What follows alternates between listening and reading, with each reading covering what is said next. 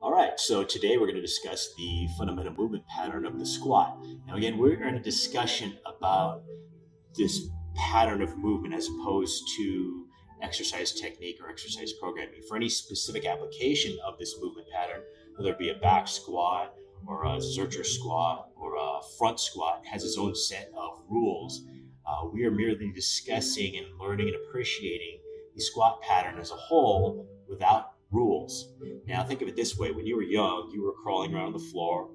At some point, you learned to walk. Well, it didn't just happen that one day you went from crawling to walking. You actually went from a nice, stable, comfortable 4 point stance to a very unstable 2 point stance. And that 2 point stance was your squat position. All right. This was uncomfortable. It was unstable, but it was something that we had to learn how to do before we could actually stand, and we had to stand before we could walk. But there was no one there with a clipboard saying toes straight ahead, toes out, feet wide, feet narrow, knees behind the toes. This was something we had to truly appreciate and learn before we could move on. So the only rule that we apply today is pain means stop. All right. So if there's any pain, do not perform the movement. But that being said, we need to explore our squat movement patterns with a lot of variation.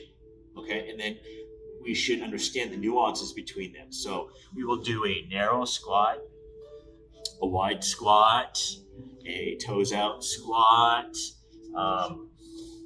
If a chair is necessary, this is your squat. Do all those variations from your chair. Okay.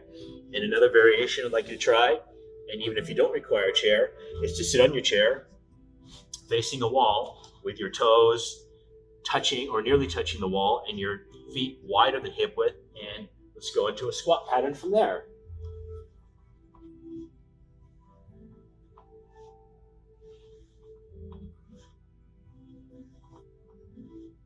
And then, as soon as you do that, do it again without the wall in front of you.